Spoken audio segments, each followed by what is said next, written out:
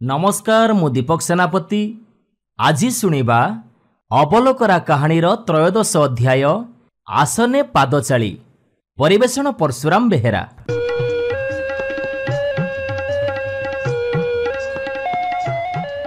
गोसेई और अवलोकरा दुहे चाली चाली जाई गोटे नुआ राइजरे पहुंचिले। सेतेबेलकु संध्या हो जाइथाए। सेठी गोटे चट्टी घर देखि विश्राम नेले। गोसेई अवलोकरा को कहिले, अरे अवलोकरा, आज तो संध्या हो गलानी, चले एठी आमे आज विश्राम करिबा, काली सकाळ उठी जुआडे जिबा। अवलोकरा गोसेई कथारे हाँ मारिला। गोसेई कहिले, ताहले आउ डेरी करूछु काहेकि? गंठुलीटाकू एठी रख, आउ मो ठारू किछि पैसा नै बजारु सौदापत्र करि आणे। आज एठी अरुआ डालमा करिबा, सकाळ सकाळ पुणी बाहरी जिबा। हौ गोसेई बोली कही अवलोकरा गोसेई ठारू पैसा नै बजार सौदा किनिबाकू गला। किछि समय परे बजार सौदा करी अवलोकरा आसी गोसेई पाखरे पहुंचिला। तरबर हे सौदा तक थोई देई गोसेई आगरे बसी पड़िला। गोसेई पचारिले, किरे आज पुणी तोर कौन हैला? पुणी कौन कौटी किछि देखिलु ना कौन? अवलोकरा कहिला, हाँ गोसेई, ए राजांको सिंहद्वार पाखरे देखिली गोटे फलक मरा हिछि गोसेई। सेथिरे लेखा अछि, आसने पादचाली, भोजने काकबळी, परदेशे उजागरी, पहिले कोप संघारी। गोसेई, यार अर्थ मते बुझेई दियो, नहले तम गंठुली तम पाखरे रहिला, मु मोर एबे चलली। गोसेई चिंता कले, एमितिका अखाडुआ पिलाटको मु सांगरे आनिछि जे सबु दिन मते हटहटा करूछि। गोसेई टिके चुप रहिले, आउ कहिले, अच्छा अच्छा एई कथा, ठीक अछि, सबु कथा मु तते गोटी गोटी करी बुझेई देबी। तू जा, सबुदिने जेमती भात पानी बसेई दऊ, चुलीरे आगो भात पानी सजाड़, तापरे मो पाखरे आसी बसिबू, कथा शुणुथिबु, आउ रोषेई चलीथिबो। अवलोकरा सेया कला। चुलीरे भात हांडी बसेई देई गोसेई पाखरे आसी बसी पड़िला। गोसेई कहिले, पका कमल पोत छता, शुणु अवलोकरा कहूची कथा। एथर गोसेई कथा आरंभ कले। गोटिए ब्राह्मण थाए जे तार अहिसुलक्षणी झियो। समस्तंक घरे लक्ष्मी पूजा गुरुवार होउथाए। खीरी पिठा मह मह बासुथाए। झियोटी भाबुथाए, आम घरे एसबु काहींकि होउनी? झियोटी एसबु कथा मने मने विचार करी कांदी पकाउथाए। ब्राह्मण कहिला, आलो झियो तू कांदुचु काहींकि? आम घरे गुरुवार पूजा होउनी बोली? मारे, आमर तो 3 ओळीरे ओळीए चुली भी जळुनी। आमे मा कोठू कोण आनिबा जे लक्ष्मी पूजा करिबा? हौ भाग्य परीक्षा कर, मु तते श्लोकटीए लिखि दउची, तू ने। जिए तते 400 टंका दब, ए श्लोकटी ताकू दबू। धाड़ीकू 100 टंका, बुझिलु तो? झियो तालपतरे लेखा होइतिबा श्लोकटीकू पढ़िला। आसने पादचाली, भोजने काकबळी, परदेशे उजागरी, पहिले कोप संघारी। एई 4 धाड़ीकू 400 टंका। जी शुणिला से हसिकी उड़ेई देला। हेले ए दुनिया रे सबु मनिष कोन समान? सबु मन कोन एकापरी? जणे महाजन झियोटीकू डाकी श्लोकटीकू पढ़िला। ता मनकू पाईगला। से ता मुणी खोली झियो हाथकू 400 टंका बढ़ेई देला। मन खुशी रे झियो घरकू फेरिला। एमिति दिनकर कथा। बेपार बणिज्य पाई महाजन विदेश को गला। बंदर रे खियर बार हवा लगी जणे भंडारी खोजिला। से भंडारीटी विदेशी बोईतियाळुंकु मारी टंका टोकर सबु लुटी निए। उंचा दोताला कोठारे से गोटे मखमली आसन पकई थाए। विदेशी खियर हवा लगी आसीबा मात्रे से आसनटी तळकू गली पड़े। तापरे से पड़िकी मरी जाए, नहले दुकु दुकु होउथाए। आउ तापरे भंडारी आसी ताकू मारी दिए, आउ तार सबु टंका पैसा लुटी निए। एमती ठक बेउसा तार बहुत दिन हेला चली थाए। महाजन जाए खियर हवा पाई सेठी पहुंचिला। बारिक महाजन को आसनटी देखई देला। महाजन तो श्लोक पढ़ीची, आसने पाद चाली। हठात से आसन रे बसी न पड़ी ता उपरे पाद थोई परखिला। टिकिए चाप दबा मात्रे आसनटी तळकू दबिगला। महाजन कहिला, अरे पाजी, तू तो गोटे मनीष मरा, तते मु आजी उचित दंड देबी। भंडारी महाजन को गोड़ तले पड़ी जाई कहिला, ये 500 टंका नियंतु महाजने, मो अपराध क्षमा करंतु।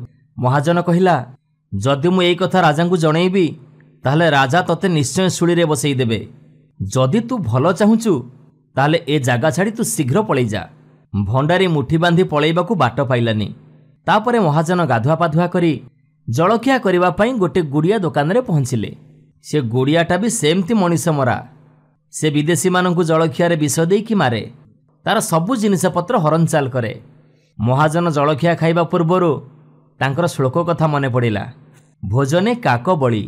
ଏଣୁ ପ୍ରଥମେ ସେ ଗୋଟିଏ ମିଠେଇ କୁଆକୁ ଖାଇବାକୁ ଦେଲେ। ବିଷ ମିଶିଥିବା ମିଠେଇଟି ଖାଇ କୁଆଟି ଟଳି ପଡ଼ିଲା। ତାପରେ ମହାଜନ ଗୁଡ଼ିଆକୁ କହିଲେ, ଆରେ ତୁ ବିଷ ଦେଇକି ଲୋକମାନଙ୍କୁ ମାରୁଛୁ? ରହ, ମୁଁ ଯାଉଛି, ଏଇ କଥା ରାଜାଙ୍କୁ କହିବି। ଗୁଡ଼ିଆ ମହାଜନଙ୍କ ଗୋଡ଼ ତଳେ ପଡ଼ି କହିଲା, ମୋତେ କ୍ଷମା କରନ୍ତୁ ମହାଜନେ, ଏଇ 500 ଟଙ୍କା ନିଅନ୍ତୁ, ମୋ ଅପରାଧ ମାର୍ଜନା କରନ୍ତୁ। ମହାଜନ କହିଲେ, ସତ୍ୟ ସତ୍ୟ ସତ୍ୟ ତ୍ରିବାର ସତ୍ୟ କର। ଏମିତିକା କାମ ତୋ ଜୀବନରେ ତୁ ଆଉ କେବେ ବି କରିବୁନି। ଯଦି କେବେ ଶୁଣେ ତୁ ଏମିତି କାମ କରିଛୁ ବୋଲି ତତେ ମୁଁ ଶୁଳିରେ ବସିବାର ବ୍ୟବସ୍ଥା କରାଇଦେବି। ତାପରେ ମହାଜନ ଅନ୍ୟ ରାଜ୍ୟକୁ ବଣିଜ କରିବାକୁ ଗଲେ। ସେ ରାଜ୍ୟରେ ପଦ୍ମାବତୀ ବୋଲି ଜଣେ ରାଣୀ ରାଜ୍ୟ ଶାସନ କରୁଥାନ୍ତି। ସେ ପ୍ରତ୍ୟେକ ଦିନ ଜଣକୁ ବିବାହ କରନ୍ତି। ତାଙ୍କୁ ଯିଏ ବିବାହ କରନ୍ତି ସେଦିନ ସେ ରାଜା ହୁଅନ୍ତି। ହେଲେ ସକାଳକୁ ସେ ମରିକି ଶୁଅନ୍ତି। ଏମିତି ସବୁଦିନ ଚାଲିଥାଏ। ମହାଜନ ଦେଖିଲେ ଏମିତି ଜଣଙ୍କ ଘରେ ବାପ ପୁଅ କଥାବାର୍ତ୍ତା ହେଉଛନ୍ତି। ବାପ କହୁଛି ମୁଁ ରଜା ହେବି, ପୁଅ କହୁଛି ନା ବାପା ମୁଁ ରଜା ହେବି। ବାପ କହୁଛି ଆଣ୍ଠୁକୁଡ଼ା ହେଇ ବଞ୍ଚିବା ଠାରୁ ରାଜା ହେଇକି ମରିବା ବହୁତ ଭଲ। ମହାଜନ ପଚାରିକି ବୁଝିଲେ, ଏ ରାଜ୍ୟରେ ରାଜା ହେବାର ଅର୍ଥ ମରିବା। ପ୍ରଜାମାନଙ୍କ ଭିତରେ ପାଳି କରି ଜଣେ ଜଣେ ରାଜା ହେଉଥାନ୍ତି। ଆଜି ୟାଙ୍କର ପାଳି ପଡ଼ିଛି। ମହାଜନ କହିଲେ, ତମେ କିଛି ଚିନ୍ତା କରନି, ଆଜି ମୁଁ ରଜା ହେବି। ବାପ ପୁଅ ଉଭୟ କହିଲେ, ଆପଣ ହେଉଛନ୍ତି ବିଦେଶୀ ଲୋକ, ପୁଣି ଆମର ଅତିଥି, ଆମ ପାଇଁ ଆପଣଙ୍କ ଜୀବନ କାହିଁକି ଯିବ? ମହାଜନ କିନ୍ତୁ ଜିଦ୍ ଧରି ବସିଲେ। ଶେଷରେ ସେ ରାଜା ହେବାକୁ ଗଲେ ଆଉ ପଦ୍ମାବତୀ ରାଣୀଙ୍କୁ ବିବାହ କଲେ। ରାତିରେ ଉଆସରେ ଶୋଇଲା ବେଳେ ତାଙ୍କର ସେଇ ଶ୍ଲୋକଟି ମନେ ପଡ଼ିଲା, ପରଦେଶେ ଉଜାଗରୀ। ମହାଜନ ନ ଶୋଇକି ଉଜାଗର ରହିଲେ। ରାତି ଅଧ ବେଳକୁ ରାଣୀ ପଦ୍ମାବତୀଙ୍କ ନାକପୁଡ଼ାରୁ 2ଟି ସରୁ ସରୁ ସାପ ବାହାରିକି ଘର ସାରା ବୁଲିଲେ। ରାଜାଙ୍କ ଶୋଇବା ସ୍ଥାନ ଖୋଜିଲେ। ରାଜାଙ୍କୁ ନ ପାଇ ଫେରି ଯାଉଥିଲା ବେଳେ ମହାଜନ ସେ ସାପ 2ଟାକୁ ଖଣ୍ଡାରେ ହାଣିଦେଲେ। ରାତି ପାହିଲା ଆଉ ମଡ଼ାଚଣ୍ଡିଆ ଆସି ଦୁଆରେ ପହଞ୍ଚିଲେ। ଦେଖିଲେ ଦୁଆର ପଡ଼ିଛି ଆଉ ରାଜା ବି ବଞ୍ଚିଛନ୍ତି। ୟା ପରେ ରାଇଜ ସାରା ଆନନ୍ଦ ଉତ୍ସବ ଲାଗିଗଲା। ମହାଜନ ସେ ରାଜ୍ୟରେ ରାଜା ହେଇ ବହୁକାଳ ପରେ ନିଜ ରାଜ୍ୟକୁ ଫେରିଲେ। ଘରକୁ ଫେରି ଆସି ଦେଖନ୍ତି ତ ତାଙ୍କ ସ୍ତ୍ରୀ ପାଖରେ ଜଣେ ଯୁବକ ଶୋଇଛି। ଉଭୟଙ୍କୁ ହାଣିଦେବା ପାଇଁ ଖଣ୍ଡା ଉଞ୍ଚେଇଲେ। ଏତିକିବେଳେ ତାଙ୍କର ଶ୍ଲୋକର ଶେଷ ପାଦ ମନେ ପଡ଼ିଲା, ପହିଲେ କୋପ ସଂଘାରୀ। ତା ମାନେ ନ ବୁଝି ନ ସୁଝି କିଛି କାମ କରିବା ଠିକ୍ ନୁହଁ। ତାପରେ ସେ ଅପେକ୍ଷା କଲେ। ପରେ ଶୁଣିଲେ ଯୁବକଟି କହୁଛି, ବୋଉ ସକାଳ ହେଲାଣି, ଉଠୁ। ମହାଜନ ବୁଝିଗଲେ, ଇଏ ମା ଆଉ ଇଏ ପୁଅ, ପୁଣି ଇଏ ହେଉଛି ମୋ ପୁଅ। ମୁଁ କି ଭୁଲ କରିବାକୁ ଯାଉଥିଲି? ଇଏ ଯେତେବେଳେ ପେଟରେ ଥିଲା ମୁଁ ବିଦେଶ କରିବାକୁ ଯାଇଥିଲି। ଏବେ ଆସି ସେ ଏତେ ବଡ଼ ହେଲାଣି। ୟା ପରେ 3 ଜଣଙ୍କର ଦେଖା ଚାହାଁ ହେଲା ଆଉ ବାପ ପୁଅ ସେଇଠି ଚିହ୍ନା ଚିହ୍ନି ହେଲେ। ୟା ପରେ ସେ ନିଜ ସ୍ତ୍ରୀ ଆଉ ପିଲାଙ୍କୁ ରାଜା ହେଇଥିବା ରାଜ୍ୟକୁ ନେଇଗଲେ। ଆଉ ତାପରେ ମୂଲ୍ୟବାନ ଶ୍ଲୋକଟି ଦେଇଥିବା ସେହି ବ୍ରାହ୍ମଣ ଝିଅକୁ ଖୋଜି ବହୁତ ଧନରତ୍ନ ପୁରସ୍କାର ଦେଲେ। ୟା ପରେ ଯୋଉ ଶ୍ଲୋକଟି ପାଇଁ ସେ ନିଜ ଜୀବନ ବଞ୍ଚେଇବା ସହିତ ମହାଜନ ରାଜା ହେଇଥିଲେ, ସେ ଶ୍ଲୋକଟିକୁ ଉଆସ ଆଗରେ ଖୋଦେଇ କରି ରଖିଲେ। ଆଉ ଆଜି ତୁ ଯୋଉ ଶ୍ଲୋକକୁ ଦେଖି ଆସିଲୁ, ଇଏ ହେଉଛି ସେଇ ରାଜାଙ୍କ ଉଆସ। ଏବେ ବୁଝିଲୁ ତ ଅବଲକରା, ଏ ଶ୍ଲୋକ କ'ଣ ଆଉ ଏ ଶ୍ଲୋକର ମାନେ କ'ଣ? ଅବଲକରା କହିଲା, ବୁଝିଗଲି ଗୋସେଇଁ, ସବୁ ବୁଝିଗଲି। ଏ ତ ବହୁତ ସୁନ୍ଦର କଥା। ଗୋସେଇଁ ଟିକେ ହସି ଦେଇ କହିଲେ, ଆଉ ତାହେଲେ ଡେରି କାହିଁକି କରୁଛୁ? ତୋ ମନବାଞ୍ଛା ତ ପୂରଣ ହେଲା। ତୁ ଏଥର ବାକି କାମ ସାରିଦେ। ଖିଆପିଆ କରିବା, ବିଶ୍ରାମ ଟିକେ ନେବା, ପୁଣି ତ କାଲି ସକାଳେ ବହୁତ ବାଟ ଯିବାକୁ ଅଛି ନା। ଅବଲକରା ଖୁସି ହେଇ ଗୋସେଇଁଙ୍କ ସେବାରେ ଲାଗି ପଡ଼ିଲା।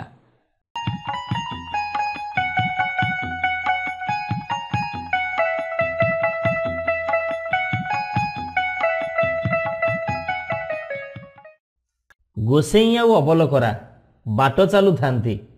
ସନ୍ଧ୍ୟା ହେଇ ଆସୁଥାଏ। ଦୁହେଁ ଯାଇ ଗୋଟିଏ ଗାଁ ମୁଣ୍ଡରେ ପହଞ୍ଚିଲେ। ସେଇଠି ଦେଖିଲେ ଗୋଟିଏ ସୁନ୍ଦର ପୋଖରୀ, ତା ପାଖକୁ ଗୋଟିଏ ଚଟି ଘର। ସେମାନେ ସେଇ ଚଟି ଘରେ ରାତିଟା କଟେଇ ଦେବା ପାଇଁ ମନସ୍ଥ କରି ସେଇଠି ରହିଲେ। ଗୋସେଇଁ କହିଲେ, ଆରେ ଅବଲକରା, ଆଜି ବାଟ ଚାଲି ଚାଲି ଭାରି ଥକା ଲାଗୁଛି, ଆଉ ରୋଷେଇବାସ କରିବାନି।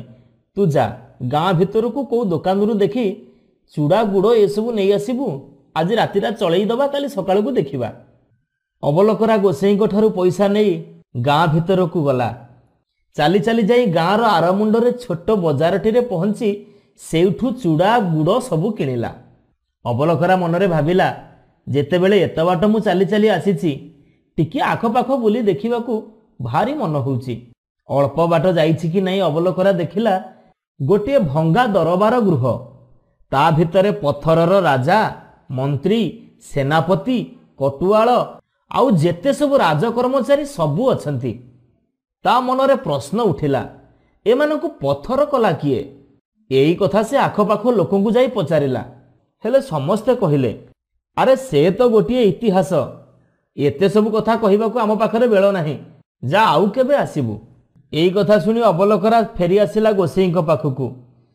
ଚୁଡ଼ା ଗୁଡ଼ ରଖିଦେଇ କହିଲା, ଗୋସେଇଁ, ସେଇ ଗାଁ ମୁଣ୍ଡରେ ଦେଖିଲି ରାଜା, ମନ୍ତ୍ରୀ, ସେନାପତି ଆଦି ଯେତେ ସବୁ ଲୋକ ପଥରରେ ତିଆରି ହେଇଛନ୍ତି। ସେ ରହସ୍ୟ ଜାଣିବାକୁ ମୁଁ ଯେତେ ଲୋକଙ୍କୁ ପଚାରିଲି କେହି କହିଲେନି। ଗୋସେଇଁ, ଆପଣ ତ ତ୍ରିକାଳଦର୍ଶୀ, ଆପଣ କୁହନ୍ତୁ, ନହେଲେ ମୁଁ ଏବେଠୁ ମୋ ବାଟ ଧରିଲି। ଅବଲୋକରାର କଥା ଶୁଣୁ ଶୁଣୁ ଗୋସେଇଁ କହିଲେ, ଆରେ ଏ ଶୁଣ, କଥାଟା ତ ଶୁଣିବୁ, ଏତେ ରାଗ ତମ କାହିଁକି ହେଉଛୁ କହିଲୁ? ହଉ ତୁ ଗୋଟେ କାମ କର, ପକ୍କା କମଳ ପୁଅ ତ ଛତା, ଶୁଣୁ ଅବଲୋକରା କହିବି କଥା। ଅବଲୋକରା ଛତାଟା ପୋତି ଦେଇ କମ୍ବଳ ପକେଇ ଦେଇ ଆଗ ବସି ପଡ଼ିଲା। ତାପରେ ଗୋସେଇଁ ଆସି ବସିଲେ ଅବଲୋକରା ପାଖରେ। ପାନ ଖଣ୍ଡେ ପାଟିରେ ପୂରେଇ ଗୋସେଇଁ କଥା ଆରମ୍ଭ କଲେ। ବହୁ ବର୍ଷ ପୂର୍ବେ ଏ ଦେଶର ରାଜା ଥିଲେ ଅମରସେନ। ସେ ଥିଲେ ଖୁବ୍ ଶାନ୍ତିପ୍ରିୟ। ତାଙ୍କର ରାଜତ୍ୱ କାଳରେ ପ୍ରଜାମାନେ ଖୁବ୍ ସୁଖ ଶାନ୍ତିରେ ବାସ କରୁଥିଲେ। ହେଲେ ତାଙ୍କର ଗୋଟେ ଦୁଃଖ ଥିଲା, କୌଣସି ସନ୍ତାନ ସନ୍ତତି ନଥିଲା। ତେଣୁ ତାଙ୍କ ମନରେ କେବେ ବି ସୁଖ ନଥିଲା। ଦିନେ ରାଜା ଓ ରାଣୀ ଚିନ୍ତା କଲେ କିଛି ଦିନ ପାଇଁ ତୀର୍ଥାଟନରେ ଯିବେ, ଆଉ ସେଠାରେ ଜଣେ ସିଦ୍ଧ ପୁରୁଷଙ୍କ ସନ୍ଧାନ କରି ତାଙ୍କଠାରୁ ଆଶୀର୍ବାଦ ନେଇ ପୁତ୍ର ସନ୍ତାନ ପ୍ରାପ୍ତ ହେବେ। ଏମିତି ଭାବି ସେ ତାଙ୍କର ସେନାପତିଙ୍କୁ କିଛି ଦିନ ପାଇଁ ରାଜ୍ୟଭାର ଅର୍ପଣ କରି ତୀର୍ଥ ଭ୍ରମଣରେ ଗଲେ। ବାରାଣାସୀରେ ଜଣେ ସାଧୁଙ୍କ ଆଶ୍ରମରେ ରହି ତାଙ୍କର ସେବା କଲେ। ସାଧୁ ମହାତ୍ମା ତାଙ୍କ ସେବାରେ ଶାନ୍ତି ହେଇ ତାଙ୍କୁ ପୁତ୍ର ସନ୍ତାନର ଜନକ ହେବା ପାଇଁ ଆଶୀର୍ବାଦ କଲେ। କିଛି ଦିନ ପରେ ରାଜାରାଣୀ ନିଜ ଦେଶକୁ ଫେରି ଆସିଲେ। ମାତ୍ର ରାଜ୍ୟ ସୀମାନ୍ତରୁ ସେ ପ୍ରଜାଙ୍କ ଠାରୁ ଶୁଣିଲେ ସେନାପତି ସିଂହାସନ ଅଧିକାର କରି ନିଜେ ରାଜା ହେଇଯାଇଛନ୍ତି। ଏଣୁ ସେ ଆଉ ନିଜ ପ୍ରାସାଦକୁ ଫେରିବାକୁ ଉଚିତ ମନେ କଲେନି। ରାଜାରାଣୀ 2 ଜଣ ଜଙ୍ଗଲରେ ଗୋଟିଏ କୁଟୀର ସ୍ଥାପନ କରି ସେଇଠାରେ ରହିଲେ। କିଛି ଦିନ ଗଲା ପରେ ତାଙ୍କର ଏକ ପୁତ୍ର ସନ୍ତାନ ହେଲା। ରାଜାରାଣୀ ଖୁସିରେ ତା ନାଁ ଦେଲେ ଚନ୍ଦ୍ରଭାନୁ। ଚନ୍ଦ୍ରଭାନୁକୁ ଉପଯୁକ୍ତ ଶିକ୍ଷାର ବ୍ୟବସ୍ଥା କଲେ। ଚନ୍ଦ୍ରଭାନୁ ମଧ୍ୟ ଖୁବ୍ ଅଳ୍ପ ଦିନ ମଧ୍ୟରେ ସମସ୍ତ ବିଦ୍ୟା ଆୟତ୍ତ କରି ଜଣେ ଯୋଦ୍ଧାଙ୍କ ନିକଟରୁ ଯୁଦ୍ଧ ବିଦ୍ୟା ଶିକ୍ଷା କରୁଥାଏ। ସେତେବେଳେ ଚନ୍ଦ୍ରଭାନୁକୁ 18 ବର୍ଷ ବୟସ ହେଇଥିଲା। ସେତେବେଳକୁ ତାର ବୀରତ୍ୱର କଥା ସମସ୍ତଙ୍କୁ ଚକିତ କରୁଥାଏ। ତାର ପ୍ରଶଂସାରେ ସମସ୍ତେ ଶତମୁଖ ହୋଇ ଉଠୁଥାନ୍ତି। ଚନ୍ଦ୍ରଭାନୁର ବୀରତ୍ୱ କାହାଣୀ ରାଜାଙ୍କ କାନରେ ପଡ଼ିଲା। ରାଜା ଖବର ନେଇ ଜାଣିଲେ ଇଏ ହେଉଛି ସେଇ ରାଜାଙ୍କ ପୁଅ। ତେଣୁ ତାକୁ କେମିତି ବାଟରୁ ହଟେଇ ଦେବେ ସେ ଚିନ୍ତାରେ ଲାଗି ପଡ଼ିଲେ। ଦିନେ ଚନ୍ଦ୍ରଭାନୁକୁ ପାଖକୁ ଡକେଇ ପଠେଇଲେ ଆଉ କହିଲେ, ଆରେ ଟୋକା, ତୁ କୁଆଡ଼େ ଭାରି ବୀର ବୋଲି ଚାରିଆଡ଼େ ଚହଳ ପଡ଼ିଛି। ତେବେ ତୁ ଯାଇ ତ୍ରିଶିରା ରାକ୍ଷସୀର ମୁଣ୍ଡ ଆଣି ମୋତେ ଦେ, ତା ନହେଲେ ମୁଁ ତୋତେ ପ୍ରାଣଦଣ୍ଡ ଦେବି। ରାଜା ଜାଣିଥିଲେ ସେଇ ରାକ୍ଷସୀ ପାଖକୁ ଯିଏ ଥରେ ଯାଏ ସିଏ ଆଉ କେବେ ବି ଫେରି ଆସେ ନା। ଏଣୁ ରାଜା ମନେ ମନେ ଭାରି ଖୁସି ହେଉଥିଲେ। ଚନ୍ଦ୍ରଭାନୁ କିନ୍ତୁ ଏଥିରେ ଡରିଲାନି। ସେ ରାଜାଙ୍କ ଘୋଡ଼ାଶାଳରୁ ଗୋଟିଏ ଭଲ ଘୋଡ଼ା ନେଇ ତରବାରୀ ହସ୍ତରେ ଚାଲିଲା ରାକ୍ଷସୀର ସନ୍ଧାନରେ। କେତେ ନଈ, ନାଳ, ବଣ, ପାହାଡ଼ ପାରି ହେବା ପରେ ସେ ପହଞ୍ଚିଲା ଏକ ନିର୍ଜନ ଉପତ୍ୟକାରେ। ସେଇଠି ଦେଖିଲା ଜଣେ ସାଧୁ ବସି ତପସ୍ୟା କରୁଛନ୍ତି। ଏବେ ଚନ୍ଦ୍ରଭାନୁ ଯାଇ ସେହି ସାଧୁଙ୍କ ପାଖରେ ହାତ ଯୋଡ଼ି ବସି ପଡ଼ିଲା ସାଧୁଙ୍କ ଧ୍ୟାନ ଭଙ୍ଗ ହେବା ପର୍ଯ୍ୟନ୍ତ। ସକାଳ ଯାଇ ରାତି ହେଲା। ସାଧୁ ଆଖି ଖୋଲି ଚନ୍ଦ୍ରଭାନୁଙ୍କୁ ଦେଖିଲେ। ସେ ତାର ନିଷ୍ଠା ଓ ଭକ୍ତି ଦେଖି ଖୁବ୍ ଖୁସି ହେଇଗଲେ। ଆଉ ହସି ହସି କହିଲେ, ବତ୍ସ, ତୁ ମୋ ଠାରୁ କ'ଣ ଚାହୁଁଛୁ?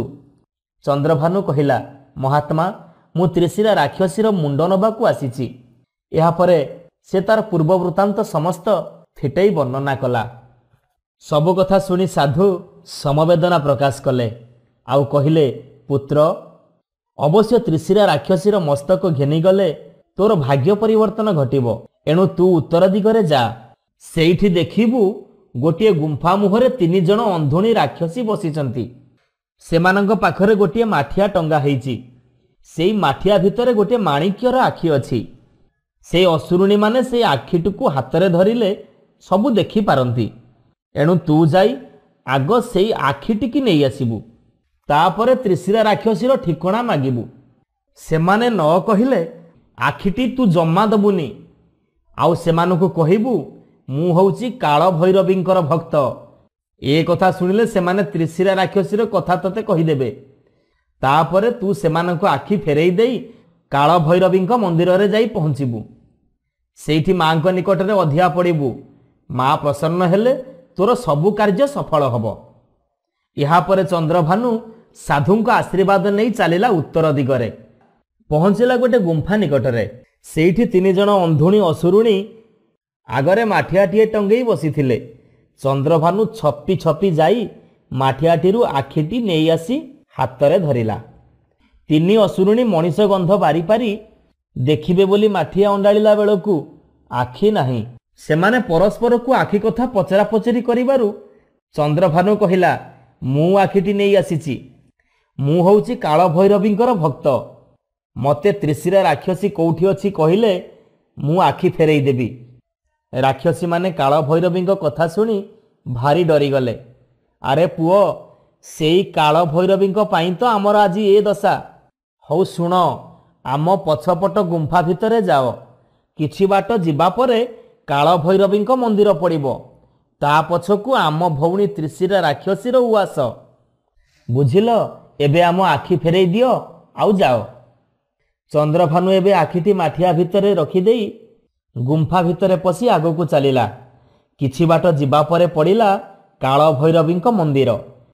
ସେ ଦେବୀଙ୍କ ନିକଟକୁ ଯାଇ ଲମ୍ବ ହେଇ ପାଦ ତଳେ ପଡ଼ିଗଲା। ସେ ଏମିତି ଅଖିଆ ଅପିଆ ପଡ଼ି ରହିଲା 3 ଦିନ 3 ରାତି। 3 ଦିନ ପରେ ଦେବୀ ପ୍ରସନ୍ନ ହେଲେ।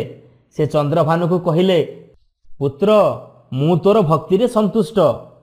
ଆଉ ମୁଁ ତୋର ସମସ୍ତ ବୃତ୍ତାନ୍ତ ଜାଣିପାରୁଛି। ତେବେ ତୋର ଯଦି ତ୍ରିଶିରା ରାକ୍ଷସୀର ମୁଣ୍ଡ ଦରକାର, ତେବେ ମୁଁ ତୋତେ ନିଶ୍ଚୟ ସାହାଯ୍ୟ କରିବି। ତୁ ଏବେ ଯା। ମୋର ପଛପଟ କୋଠରୀରେ ଗୋଟିଏ ମନପବନ କଠଉ, ଅଦହନ କୁର୍ତ୍ତା, ବଜ୍ରବଳୀ ଖଣ୍ଡା ଆଉ ଗୋଟିଏ ଦର୍ପଣ ଅଛି। ଏସବୁକୁ ନେଇ ଆସିବୁ। ମନପବନ କଠଉ ପିନ୍ଧିଲେ ତୁ ଯେଉଁଠିକି ଚାହିଁବୁ ଯାଇପାରିବୁ। ଆଉ କୁର୍ତ୍ତାଟି ପିନ୍ଧିଲେ ତତେ ନିଆଁ ବି ପୋଡ଼ିପାରିବ ନାହିଁ।